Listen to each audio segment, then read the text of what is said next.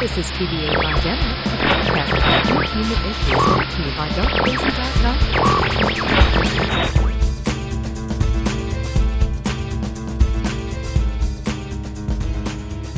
This is TVA My Dinner. My name is Sean, and I'm here with Lynn. Hey, good morning. In full color and live action. Yeah, Hopefully. well, I don't know how much action we're going to be getting today, but we're sitting here. Live.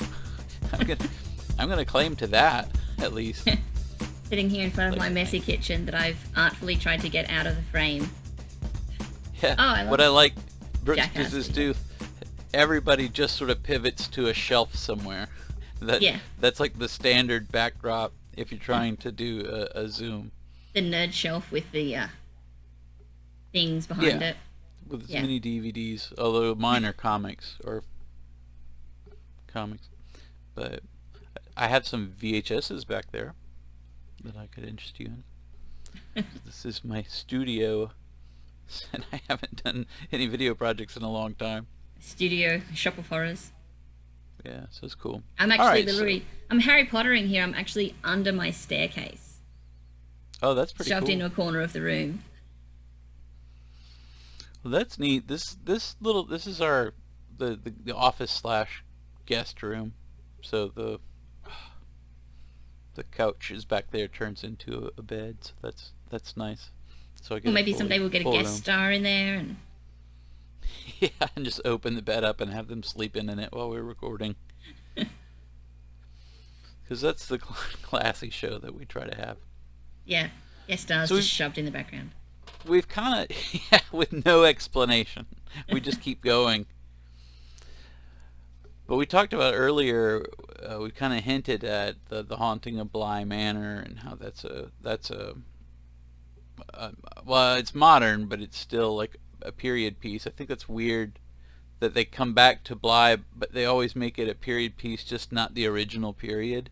Yeah, I'm not sure why they decided to go with making it a period for like the 70s, 80s.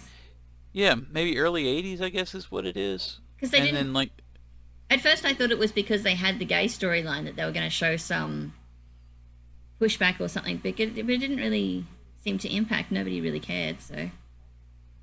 Yeah, and it didn't come up a whole lot. They didn't really explore it enough for it to really matter to the overarching narrative. And we talked about that a little bit offline, but one of the biggest problems with this season of the series, The Haunting of Bly Manor versus The Haunting of Hill House, the first season, is I thought they did a much better job in Hill House of bringing all those elements together so that those personal relationships and dramas were core to the story. Like how the characters interacted with each other and how that culminated in what was going on in the house.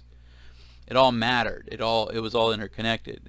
And in Bly Manor, you never really get that sense as much. Like most of the characters don't even know what's going on. It comes down to how they're both written. Whereas The Haunting of Hill House was a in name only book adaptation, whereas this one they've actually tried to go with the book a fair bit, but adding their own bits. So whereas Hill House, they had the narrative from the beginning and they were able to craft the whole thing, whereas this one you can sort of tell where they've taken the original narrative and sort of stuck some extra characters in there and some extra bits and pieces and some real ghosts and that sort of thing. And it makes it feel a bit more piecemeal. Yeah, and what's weird is even though they didn't take the plot elements of Hill House, the basic dynamic of Hill House is that it's a group of people trapped in the situation and how they all respond to it. And the sort of idea of the creepy house is evil. Yeah, and they translated that into a family, and then the haunting becomes a metaphor for these family dramas and how they play out. Like the sort of ghosts that haunt all these people are. Yeah, whereas the original book had it as a metaphor for women expressing themselves crazy. Or being trapped in shitty situations, and they sort of played at a kind of family dynamic in that, people in a situation get closer to each other. It's just the pretense that brought them all into that situation is completely different, and they isolate the single character as being the unreasonable. She's the irrational one. Like they're not all, even though they have some of the shared Hysterical. experiences. She's the hysterical one. Yeah, she's the crazy lady. Like there's another female character that's not, so I guess that's progressive for the idea. But Hill House, the TV show, leveraged that to say, well, let's give them that familial relationship and not center around a single person. They do have a hysterical lady because the mom goes crazy, wants to kill the kids. So that's not quite right compared to the other characters. But she's not a character because they're not dealing, like, she's out of the picture in the modern telling of the story, which is the core story. Yeah. So they're all reacting to what she did. She's not a character. This is what they tried to do in season 2 with that lake lady, where she's sort of an element that they're reacting against, but she became so discombobulated because she's not connected to their story at all. She's not their mom or anything. And some of them never see her, and she has no direct connection to any of them. So I was waiting, like when they told her whole story, I was like, oh, this is nice, we're going to get her story, and it just didn't connect to any of them. She was just some lady who was stubborn. It was kind of neat, but it felt like you guys had like a backstory worked out and you wanted to show us the work you did. But it didn't help us any, because that backstory didn't contribute to anything. Yeah, it didn't contribute to the conflict or the resolution. Now we just know why this lake lady is here, sort of. But it doesn't give her a relationship. Also, how the hell did the gardener know all that backstory? In the context of the lady telling the story, did she just make that up? Or is that an aside that only we know? But no, she's narrating it. It's her voiceover the whole time. So yeah, I don't know. If the theory is that she's a ghost now too, I guess maybe. Is she dead at the end of the story and she's a ghost in the house? I didn't get that impression, but. Well, I don't know. I'm just trying to throw them a rope. They're all ghosts now. Like, we're all ghosts, and that's how the story works. That's the way this house is. Or the house isn't real at all, and it was all a dream. It's all just a story she's making up based on the fact that the one girl's middle name is Flora. The biggest problem besides that, but I think the core problem is what created this issue. Like the reason they're all so disparate and they don't ever come together is that the story just has too many characters because they want it to be a TV show. That's the deviation from the book that hurts it the most, because in Turn of the Screw, like, she's there, Mrs. Gross is there, and the kids are there. Mrs. Gross is very different in the story. They're friendly. That's when we'll get to it when we talk about the turning, but they're friends because they're stuck. They're more like the relationship between the main two female characters in The Haunting of Hill House, the book. Because they're kind of stuck in that situation. Because they've got this joint trauma. And you have that sense of isolation where she kind of has an out where she can call the uncle, but first of all, they don't really have any proof of anything to present to him. Second, he clearly doesn't give a shit. And third, she just has a point of pride that she doesn't want to be the one to do that. So the isolation is somewhat manufactured, but it's still more believable that they're stuck in that situation together and there's no one they can turn to but each other. And then when we get into Bly Manor, they don't have that relationship. Sorry. They don't have that relationship in Bly Manor because there's all these other people. So, first of all... Yeah, well, they ruin it completely. They just, like, call the cops straight up and the cops believe them and it's fine. And they're just like, oh, yeah, this real guy is just here. Whereas when she... In the original novel, it's been so long since I've actually read The Turn of the Screw, but Quint was dead already, wasn't he? Yeah, they were already gone. Both of them were dead. So when she starts seeing a man about that place, they're just like, it's a vagrant or something. And when she thinks it's Quint, they're like, oh, well... Going a little cuckoo. Now she's crazy. But since in this one Quint's alive, it's actually legit that she could be seeing him. And that makes sense. Yeah, because they don't know that he's dead, but no one knows it. He just disappeared in the context of this story. Yeah, so they just think he's some guy that stole their money and disappeared. And there's never a proper reveal. I mean, I could see building that up for the sake of the narrative, where she sees him standing up in the wing of the house they're not supposed to go. But she doesn't think anything about it because she just got there. She doesn't know that that's someone who's not supposed to be there. and then she sees him once or twice other places when she starts to learn that he's not supposed to be there. But there's a reveal to us, the audience, that, oh no, he got killed and he's a ghost. But that's not made clear to her. He just shows up, and she's already gotten her head bashed in by the kids and is tied up on the floor screaming. So that reveal is sort of not necessary for her because the situation's already out of control. Yeah, So so by matter. that time it's just gone. Yeah, Like, it doesn't and then, matter and if he's that's a when we ghost get all or a of the crazy episodes man. that just kind of are all backstory or wandering around in people's brains and that sort of thing. So the timeline sort of is a bit strange because she's only there for a short amount of time. She gets the feeling something strange is going on. This Quint guy, she thinks they're just getting stalked by this Quint guy. And then that episode happens, she gets hit on the head, and then it's just backstory episode, backstory episode, backstory episode. Yeah, And then they it's just have over, a and we don't really resolution have that time for doesn't do any of the anything. characters to really process any of it. Well, and they don't. A big, in terms of the sense of isolation, the first thing they do wrong is the very first character at the manor house that's introduced to her is the driver. So we know from the very beginning, at any point, they have access to a chauffeur. They can leave at any time. That's not, that doesn't contribute to the tension at all. Because, If Raoul Corley was in my house, I'd sure feel a lot happier right now. That dude. well, yeah, I mean, He's great. And And that's the he's sad cool. thing is that those He two believes characters, them. the He's extra supportive. characters, the extra characters are really great, and I loved watching them. They just made it a lot less scary because They're all too supportive. they were there. They're really Yeah, nice. they're lovely. It's very, even when she's like gets the character relationship from with her, Mrs. Groves, in the book is transplanted to this Gardner character, and that's who she gets closer to, and that's who they have a kind of romantic relationship with. Well, it's a distinctly romantic relationship in the show, but you could say that's extrapolated from the book because they do have a closeness in the book. It's like, well, this would be fun to explore this in the sense of it being a romantic kind of relationship rather than them just being close because they're in, a harrowing situation together. There's also a sort of idea in the book that, and it doesn't translate as well since the period has been moved down, is that she's the educated upper class person and Mrs. Gross is just the housekeeper, so she's a bit less educated and a bit lower class. So there's power imbalance there, which means when she starts telling Miss Gross that the stuff is happening, Miss Gross kind of goes with it because she's the more educated and she has a little bit more authority to tell her things too. Like, so she's like, okay, I'll roll with this.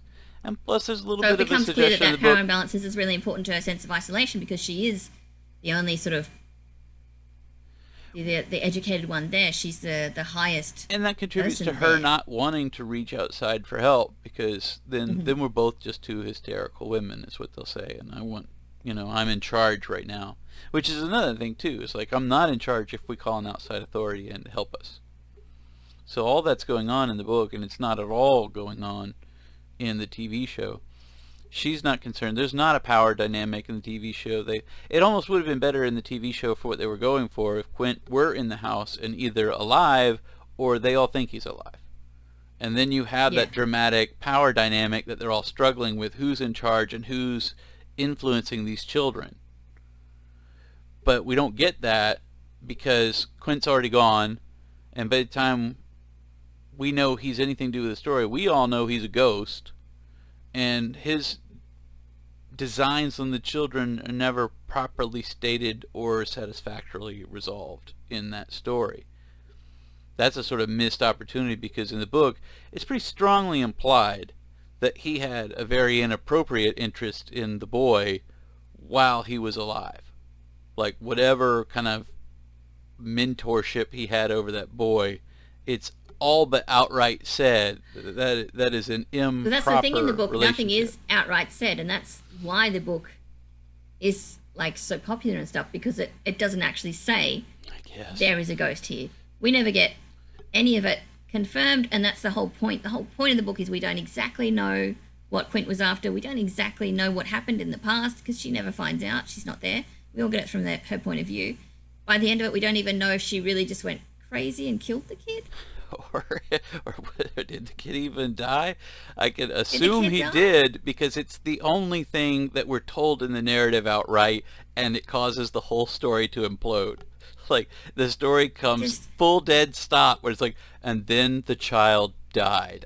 And that's But the end of the story. he just lays down and says something charming and is gone.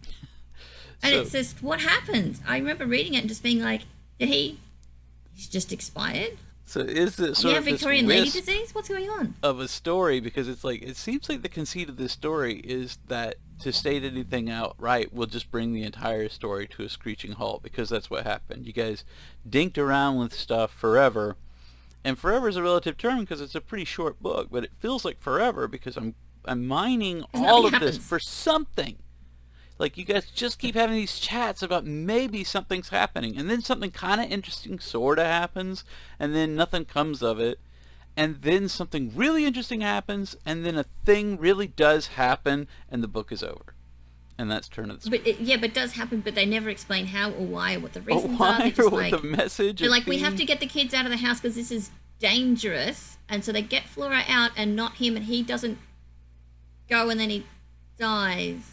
And they confront Quint, which seems to be the correct course, and there's this whole big thing that seems to be a sort of fight for the boy's soul and all that, which seems to work, but then the kid is dead. Yeah, so And it doesn't really resolve, and it could be a big fight for his soul, or it could be Nanny went a little crazy. Just nothing, yeah. Which And is so which they is tried where to we get fill the that strange out. parallel with Hill House, because they both have that idea of is there a ghost, or is this lady just a little bit having her period?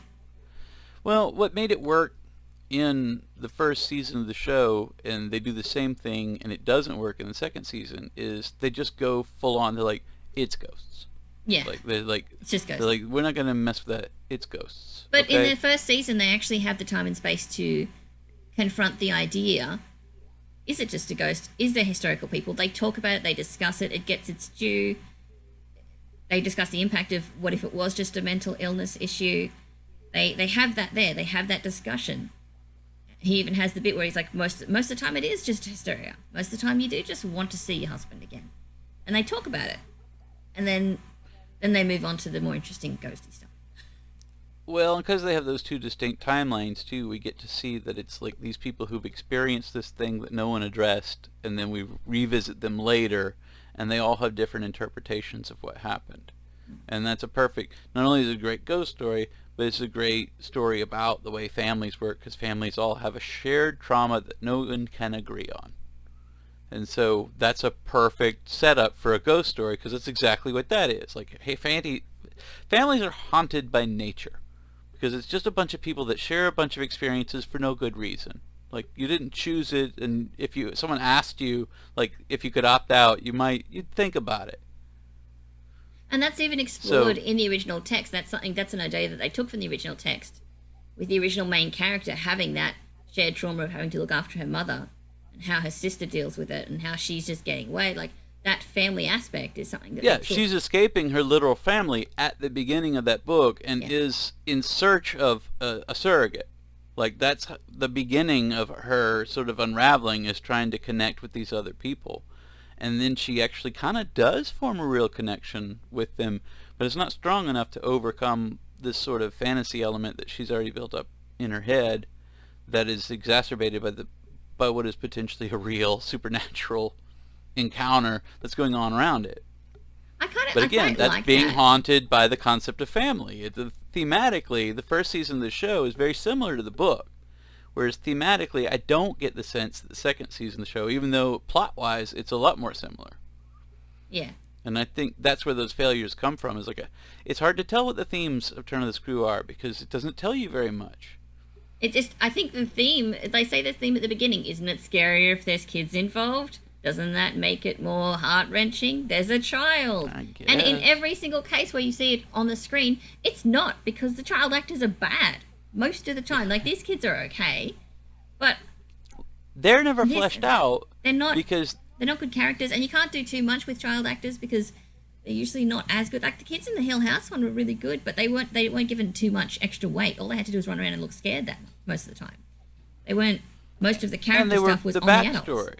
Yeah, they were backstory. They were part of that characters were- other timeline. So they shifted the responsibility to their older counterparts, and they bore the weight in terms of the emotional impact of the story. Whereas in Turn of the Screw, in the book, most of the emotional weight of most of the weirdness comes from Miles's behavior, because he just behaves so strangely. So to put that on the big screen, I've never seen a version of it, and I've watched a couple of versions. Never seen a version where it works. It's such a difficult line to try to draw, because we're supposed to like these kids, otherwise the turn of the screw doesn't work. If we don't, if like, well, that kid's a little shit, so no, it doesn't turn the screw at all. I kind of want him to we die. Get him out of here, the better. Yeah, I don't care. That was my biggest disappointment. Why didn't they kill off that Miles kid? He was... Yeah, I mean, could we just give you one of the kids? Would that solve this?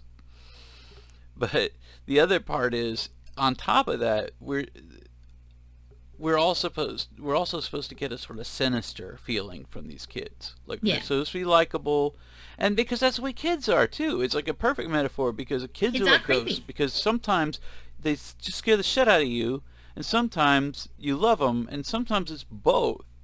But the point of having kids in the narrative is they're trying to protect the kids' narrative, and that's what works well in other movies, like Babadook or something like that, where the whole point is that you are killing yourself to try and save this child, and that's where Turn of the Screw is supposed to work. You're supposed to be... Babadook does it really well, because you hate that kid. Babadook is amazing. You're like, I would strangle that kid if that were my kid. But then you also get the need to protect the kid too. They ride that line just right, because you do. The scene where she turns around and screams at him in the car. Every parent has had that scene. This is us two childless people talking about how parenting works.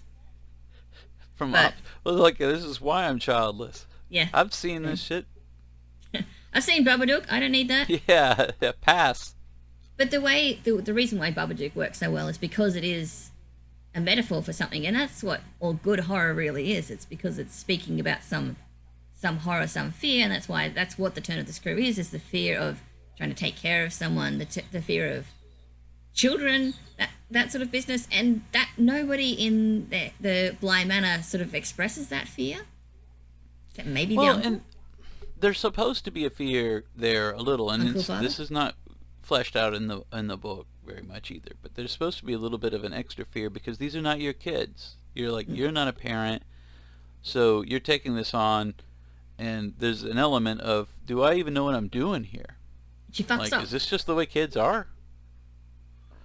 But we don't get that from her, because first of all, there's a support staff there taking care of the kids, and they're fine, they're loving and supportive, and they're doing all the hard work. So you already don't get the sense that she has that responsibility.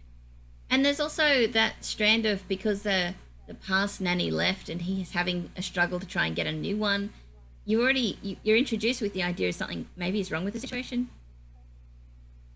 And then she walks into it, and I'm like, I would totally go there. Yeah, it's fine. Kids are lovely. Miles is a little strange, but he's not out of control, especially not at the beginning.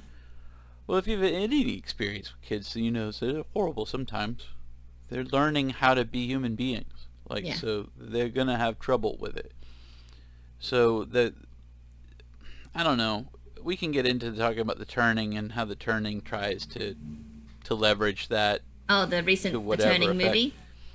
Yeah, but Miles just seems precocious and pretentious. He never feels like he's stretching beyond his years. So you're like, oh, he seems possessed of an odd temperament. It's like, no, he's acting like a weird kid, especially if their parents died. They have a trauma going on. They've been abandoned by their only living relative, and they had a sort of untapped resource of dramatic potential in these other characters who were influences on them, but that's never really established as much as it should have been, like between Quint or the prior governess. In fact, they try to make her nice, and it makes no sense, because then, this is kind of on you guys. It seems like aside from the one bad guy, like everybody that comes in here is helping you out. Yeah, and that was the factor, is that Miles didn't have another father figure. He just had Quint. No wonder he clung to him so much. Like, if you've got these other positive role models, especially other positive male role models, why did he like Quint so much when Quint was so obviously... Yeah. Well, that's another problem when you've got that driver character there. It's like, he seems like a good guy. Why wouldn't you gravitate towards him? Chef. But yeah, I keep calling him. He was the driver. driver, but he also was for the most He part was the the cook. most. He was the He most did- poorly he drove for underused them character. Like, sometimes. he's there to have an amazing speech about his dead mum, and he's fantastic, but he just is useless to the plot. They're just filling out runtime. He and Mrs. Groves, because she has this whole other thing where they want to do an interesting bit where she's kind of stuck. And she was In the these most moments disappointing and because doesn't know. from the beginning, like with the first time she was there, I was like, "What's wrong with her?" I think it was the first episode, she refused to eat, and I was like, "Oh, she's dead." Yeah. For me, I knew she was dead from the first episode, and maybe it's just because I watched too many of these things. But it was And you're looking for broadcast the twist. That's the problem. Because it's not necessary to have all these. The beauty of Hill House And they did is nothing there'd be with a it, scene though. They of- did nothing with her character. She didn't rescue them at the end or anything. It's like, she comes out and goes, they're at the lake, and then Flora screams. They're like, "Oh, Flora's at the lake," and then that's all. That's all she does. That's her big going back to rescue them arc. That she spends 2 episodes rerunning the same conversation to figure out that she's dead, so she can go rescue them and do nothing.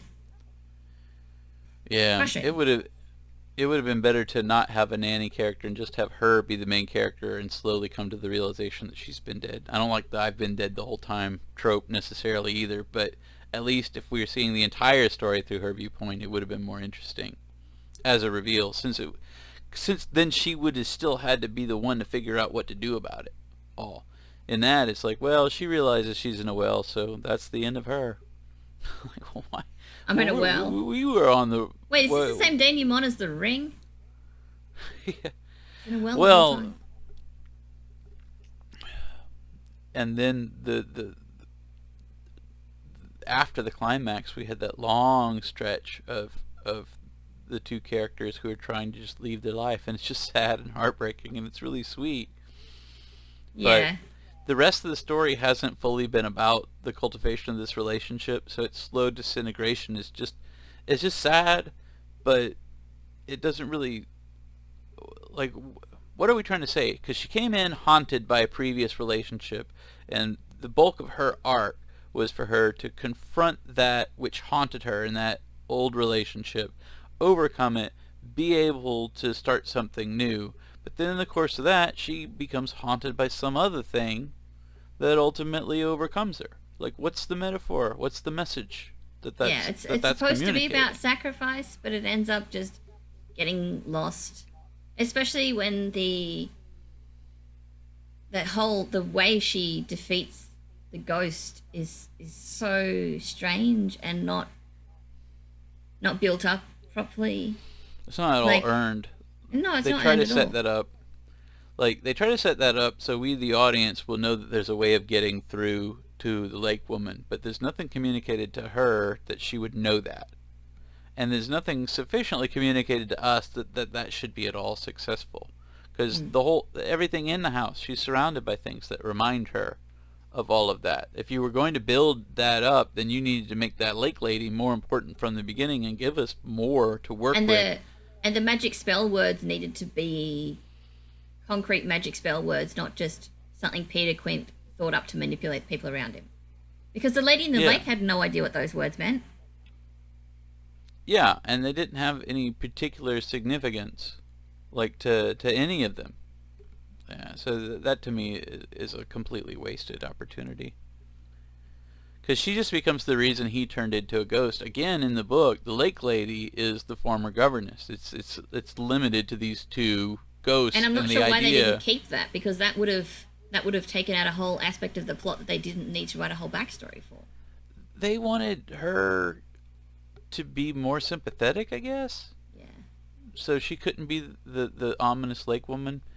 But it was more interesting in the book, this idea that she just sort of says, well, there's two ghosts. There's a lady ghost and there's a man ghost. And the lady ghost wants to kill the daughter, and the man ghost wants to kill the son.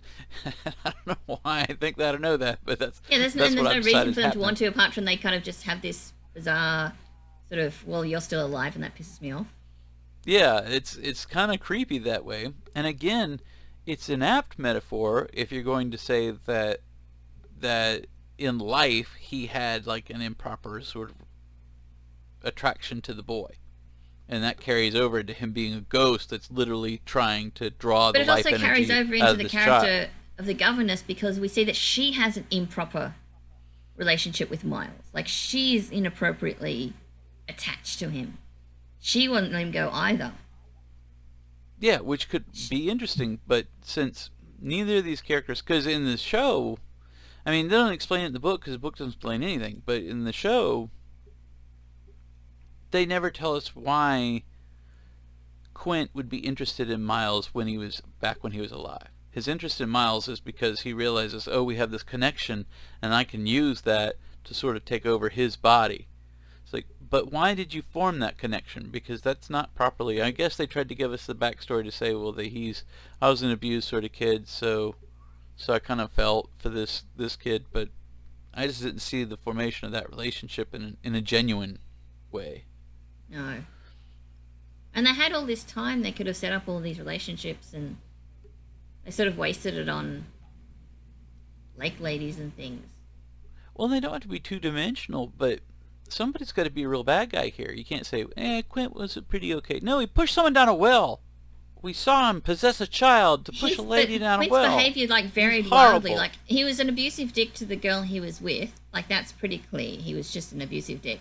And you see his mum, and you're like, okay, his mum was abusive, his dad was abusive. That's the behavior. This is why he's an abusive dick. This is why he's abusive. Doesn't make it okay, but. And then he goes from an abusive dick to, I have to murder a child, and then I have to murder the housekeeper for no reason other than I don't like her. Because she bothers me. Yeah. Yeah. You're getting in the way. It's like, no, she's not. She's clueless. She's not in any way. If you had ended up actually taking over the child, she would have been your biggest advocate. You would have needed her. Yeah, you would have needed an adult to take care of you. What'd you think? You were going to get in the car and drive away as an 8-year-old boy and all your problems solved? You still need adults to take care of you for a while. And it doesn't even make sense because they don't really establish that he can leave after he's possessed them properly. Yeah, they don't assumes establish that he firmly would that be he could able have to left. do that. There's a couple of times he does do it to his girlfriend. She kind of kicks him out as soon as she gets to the boundary. Then he's like, it's because you don't really love me enough. Yeah, abusive boyfriend. And it doesn't, like, if they had just kept to that was fine. They could have kept that in there. But then having the Lady of the Lake is just different. Also sympathetic ghost. There's a missed opportunity there because, first of all, I like the idea that this lake woman just starts wandering the house at night and they're like, look, this isn't some kid bullshit. I'm telling you, do not wander the house at night. Stay in bed. Like, just don't. We know her route. Yeah. Your bed's not on it. Just stay in bed. Don't get hungry. Don't go to the bathroom.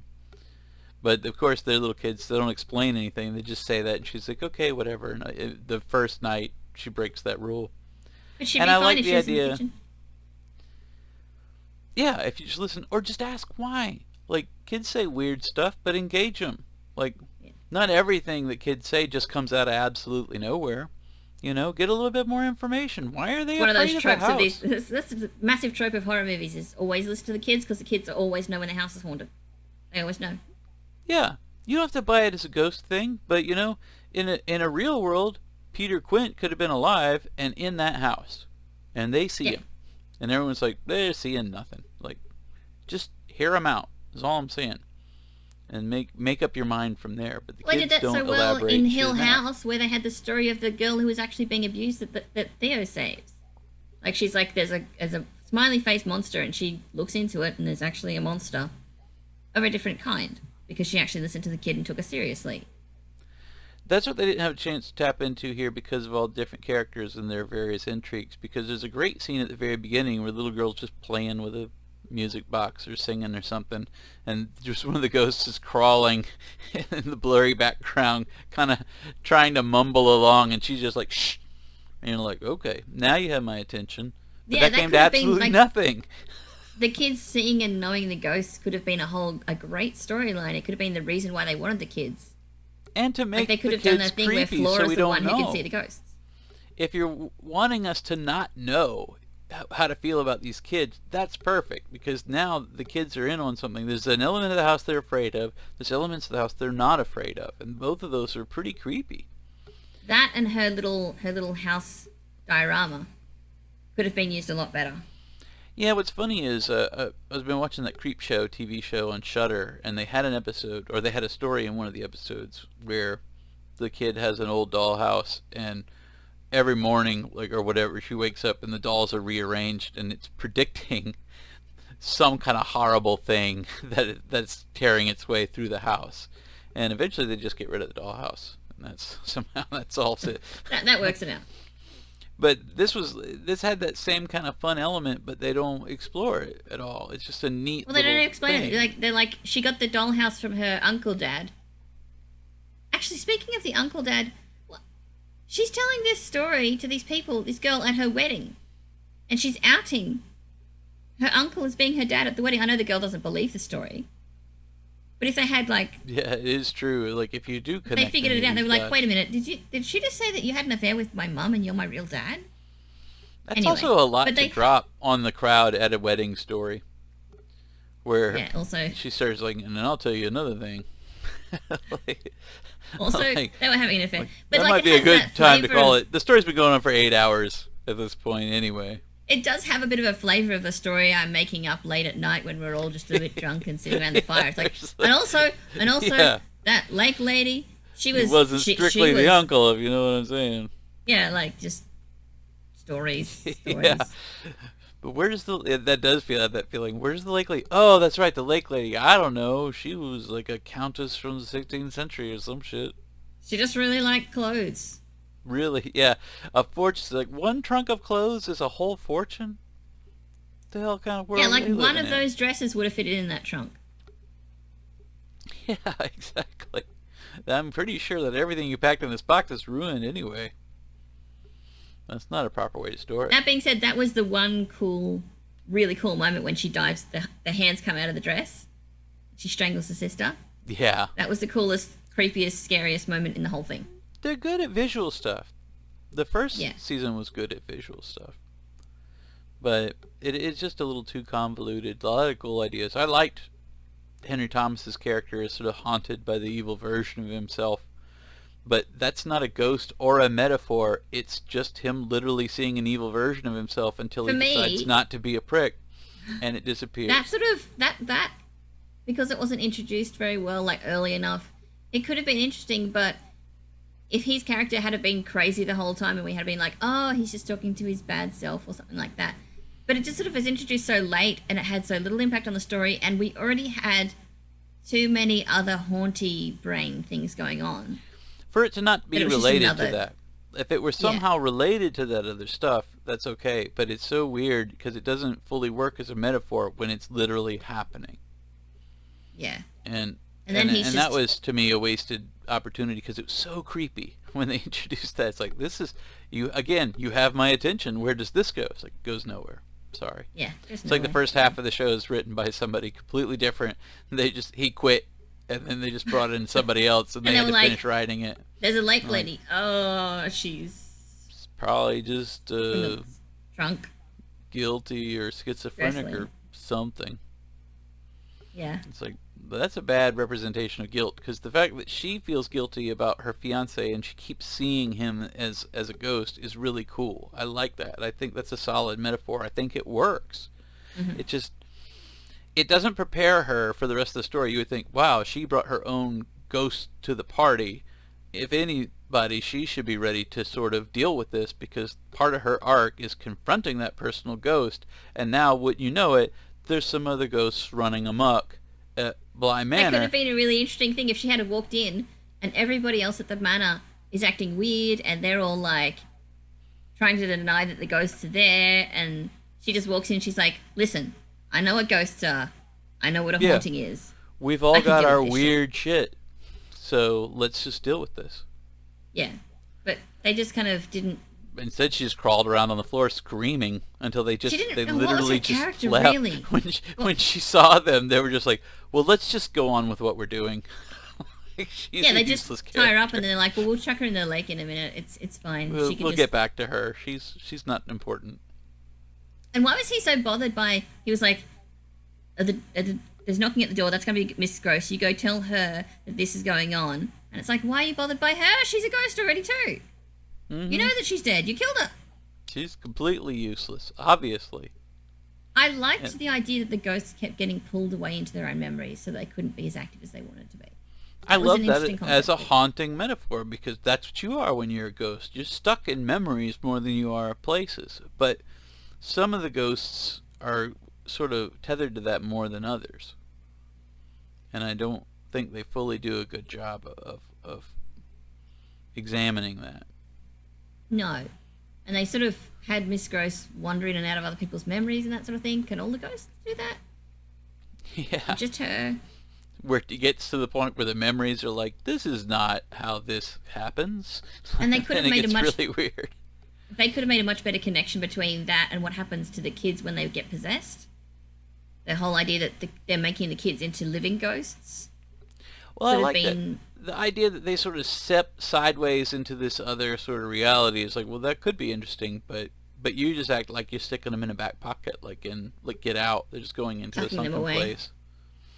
Which is even creepier. It's like, I'll just put you in a happy memory and I'll be in your body and you'll just be stuck in that happy memory forever. It's like, Jesus Christ. With your parents. That is horrible. But not really. He just thinks so. Until what? You die in my body and then we're both just ghosts again? That is... You are... See, the fact that you would craft a character who's capable of doing that, but shy away from, well, there's no way we could craft him into a pedophile. It's like... I feel like you guys aren't taking what he's doing seriously enough as far as being bad. Like, Yeah. They didn't want to go full evil. he's violating this boy. He's entering his body and wants to take his soul and shove it down into a private... He calls it heaven, but like we see from the other ghosts, if you're stuck in heaven long enough, it becomes hell. Like, you're stuck there long enough to realize there's nothing else. They're like, well, this was a happy memory until I realized that I'm 8 years old for like 100 years. And now it's not fun anymore, because now I've somehow existed long enough to have a more mature mindset than a child who can't consent to anything remotely similar to what I agreed to when I let you do this.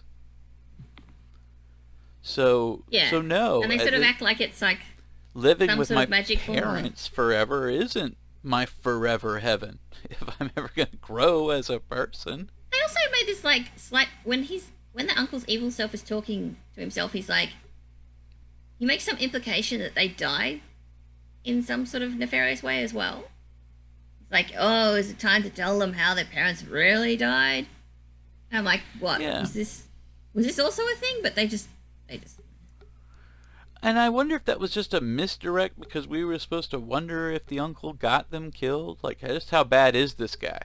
And then, like all the other characters, they decide, no, he's fine. He'll be redeemed by the end too. It's like, I don't feel like anybody's paying the proper price for what they've done. his in neck the gets story. snapped just long enough for him to talk to the dead characters, and then he gets revived. Yeah, and then he's fine. Now I can I'll just be brush a off a good neck snap. person. Now I'm going to take care of the children because of dramatic events that took place in this house that I took no part in. Yeah. Not because they are my legal and familial responsibility, and one of them is my child by blood.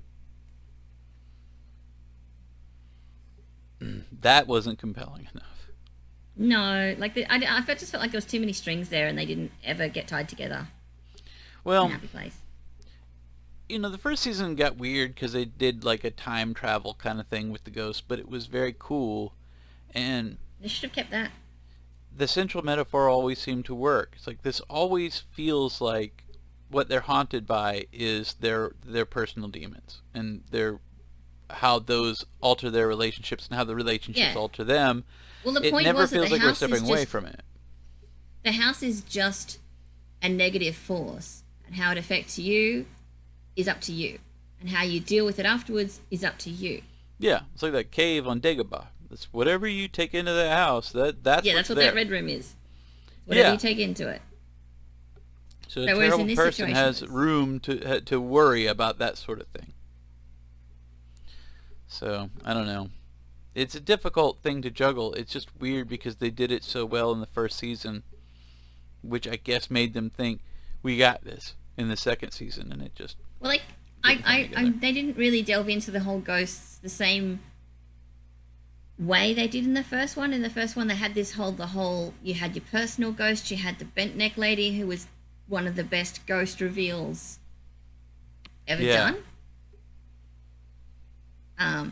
And they could have used that concept of ghosts that move through time to work out some of these issues with the timing when they needed they could have made the lady in the lake the nanny the whole time, and she could have killed people throughout history or whatever.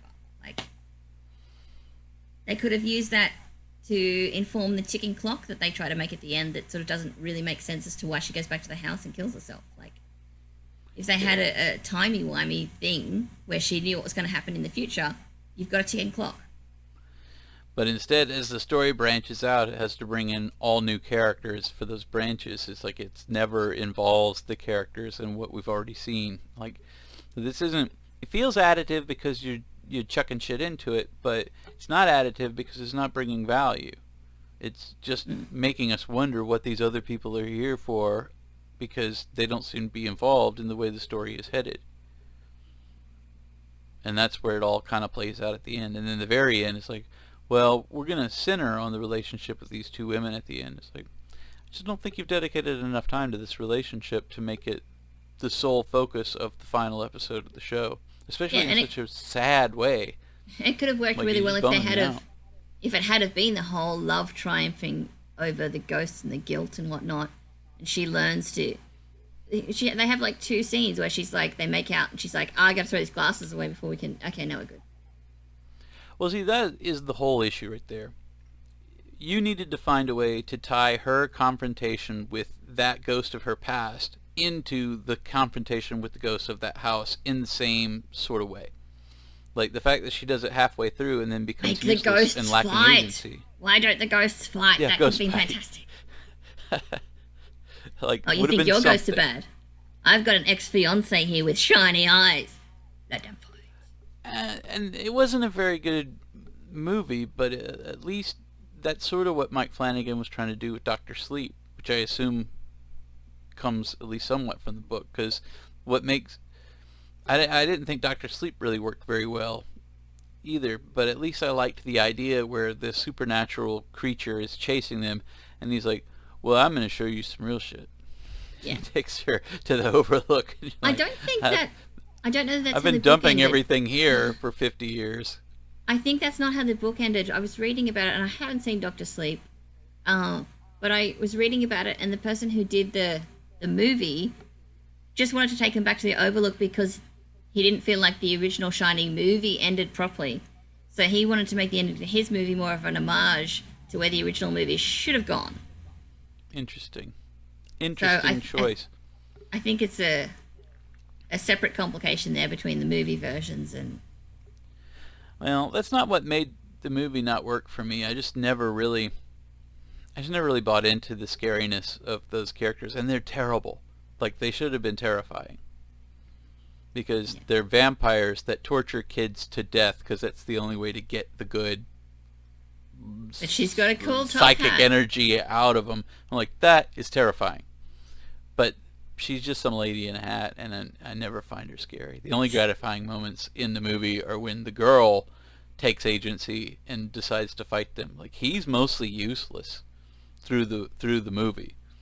She's the interesting one. And the bad guys are mostly useless too, to be built up as so bad. It's like, well, give them a break. They've been fighting little kids for hundreds of years. They're not that good as monsters. It's like Voldemort. He's like, he lost a fight to a baby.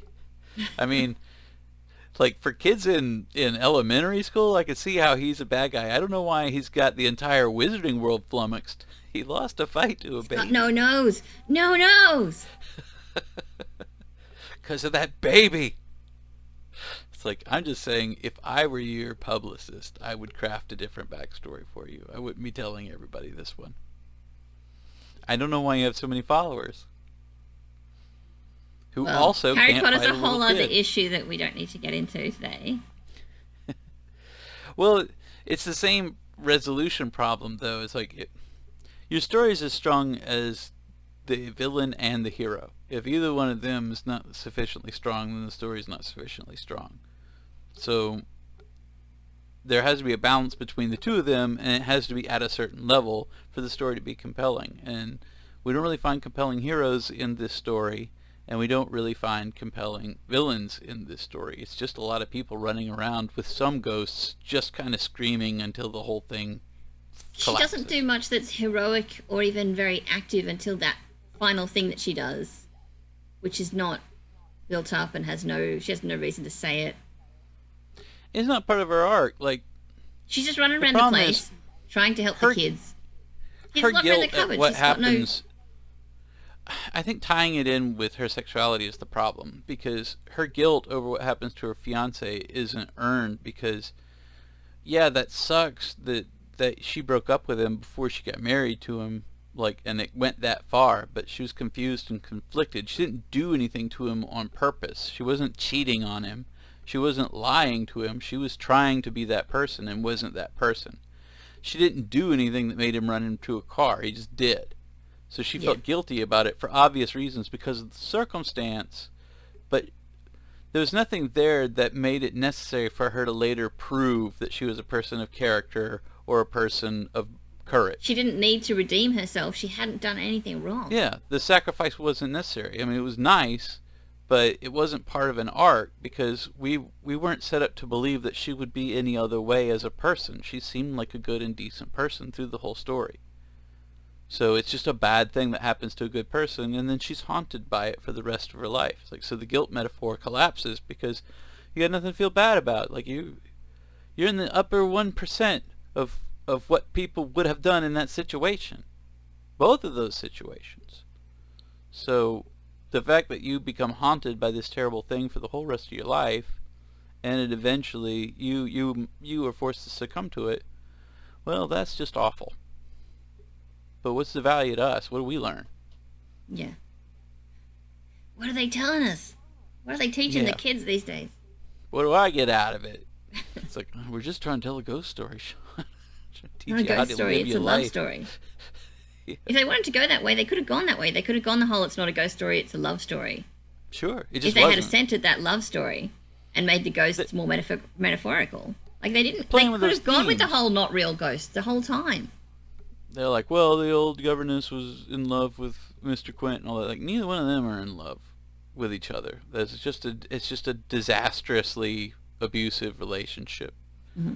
Like there's a sadomasochistic kind of relationship between those two characters. There's And even the nothing love story actually between loving Mrs. there. Gross and the chef was not really borne out because they didn't have their love moment. Like, they were just like they Thrown in. flirted for 5 years and then he washed her body after she died. Yeah, and then I went and started a bistro. Yeah, with and her picture there. That's it. Like, it was never borne out. They almost had a moment where they could tell each other how they felt, but never quite. And I know that was supposed to be the tragedy of all. They never quite got together, but it just... You never quite reconcile the difference between a concept and a theme. It's like, these concepts are present throughout, but they don't thematically pay off for the characters. Like, we don't know what any of their journeys mean in terms of the relationships. There were so many form. great moments and concepts and images and things like that. They just never came together to make an interesting season. And that's how it feels. It's not... I mean, trash it because it is fun to watch. It works on that level. But it's not spooky in the terms of it's never scary because you don't connect to it. But it is interesting. Like, I would tell someone, you could watch it. There's certainly... I mean, if you watch Lock and Key, you could watch this. This is better than that. This is better than... It's still, like, October acting-wise Faction or and whatever. all those things better than, like, 90% of what's on TV at the moment. Yeah, it's more fun to watch these guys beef it than it is to watch other people get it right.